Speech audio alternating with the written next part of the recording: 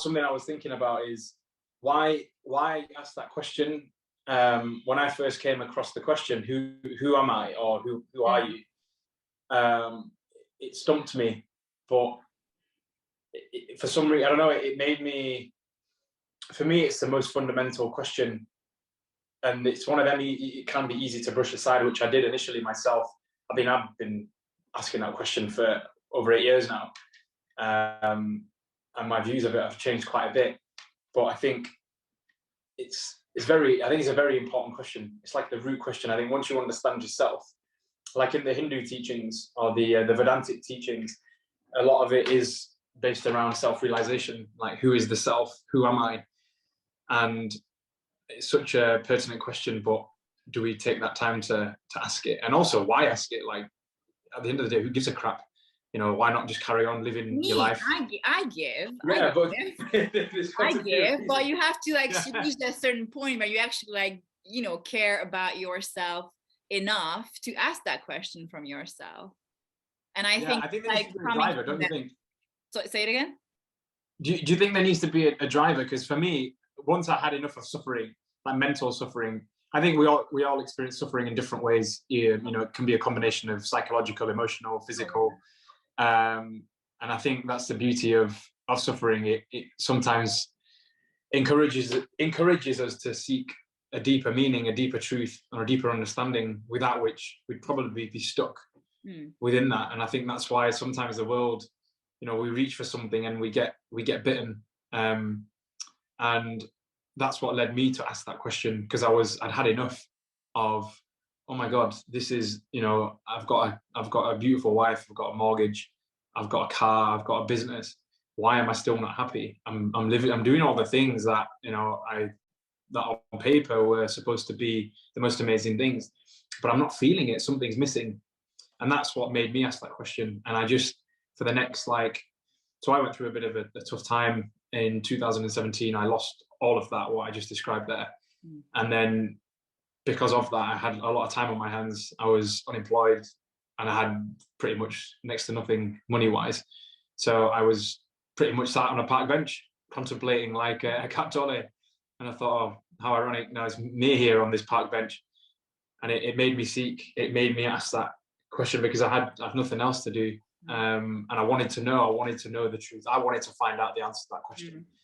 I can't say I've got an exact answer, but for me inwardly, I've had my own experience. And I think it's removed a lot of stuff, which has left this, what I might call my authentic self there. There's this just, I guess, effortlessness to be the natural me. A bit like a fish wouldn't struggle to be a fish, but would struggle to be a monkey. And a monkey would struggle to be a fish, but wouldn't struggle to be a monkey. And I think that's for me, to be truly human is to be your natural, authentic self, which is effortless and easy. And that's what I feel like this is what drew me to this kind of path, I suppose, because that's ultimately what I came to realize. I was like, hold on a minute, what if I'm just me?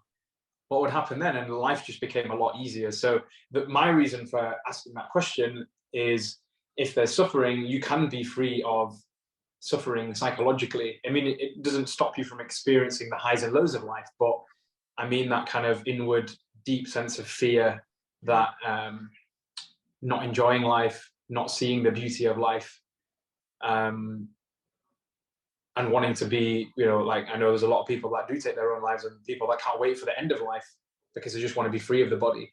So how do you get that appreciation? How do you enjoy the journey, so to speak? Because we're all going to go from A to B, right?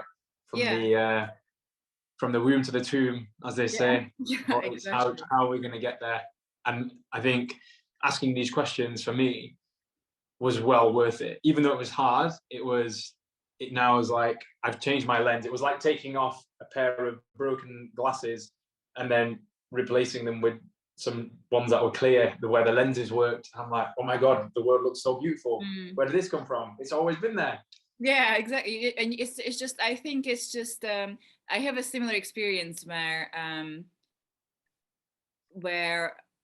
I can even like, because it's just like I made it clear, and I literally, I can see my journey, that how I came to where I am right now. And for example, I was like talking to my mom, like since I'm home, I was talking to my mom, and she just asked this question. She's like, do you remember 4 years ago? And I'm like, well, yeah, I do. And it's just wild to think that one of like, because who are you is the simplest question of all. But when you use it for, I always say, when you use it as a shovel to dig deeper every single day, every single week, or every single month, how actually your being and how your physical body is allowing you to dig those things up that is not yours. What I found was that I was just using things to make others happy and using myself to not to live my life just to have people around me happy. But then they were not happy because then I was not me, and then they were angry at me because I was not me, and I was angry at them because they didn't allow me to be me. And I was like, it was just like complete confusion. Like, what do you want then? And then when it came to who am I didn't know. And then when it came to that question, was like, what do you want? I didn't know the answer. And for me, it came to the point where when was it? I don't remember. I just remember the moment that I was like standing like right here in my door, and I was just like ready to end it. Like you were ready to like just like I was escape. I didn't know where to run, who to run to, which country, which direction. I just wanted out there because it's just I cannot handle this. And that was my first experience when I heard my grandmother. And she said, but Brie, you love life. Why would you go? Where would you go? And this image of my head when she was with, like, she used to come to us a lot, and we were living in our previous flat, and I got my it was cassette at that time, Christina Aguilera, her album Stripped came out, and The Fighter was on. And I remember, bless, my grandmother was so patient. She didn't, I wouldn't say she was a big fan of Christina Aguilera. I was, but she listened it with me because she knew that it made me happy that we're listening it together. And The Fighter was coming on, and all the time we were like dancing and we were singing out loud Fighter. And like I remembered back that we were listening to that, and it's just like boom, it's just get me out of that dark place. And I was like, what am I doing? Who what am I, like, what am I thinking, what am I doing, why am I doing this? I was like, okay, what should I do? Okay, I need to leave this place because it's not allowing me to expand. I don't know who I am here. Maybe if I go somewhere else, I'll be able to, you know, find out in a peace, or in a more peaceful environment. And like, just like when you started digging deeper, I discovered a lot of darkness that I think we are, well, I believe, and I don't want to say like, you know, point fingers or anything, but I think we taught to think that darkness is bad, and it can only bring you bad things, and it can only, you know, make your life miserable, and it can, and if the more that you run away from it, the more that you'll be able to be free. And it's the other way around.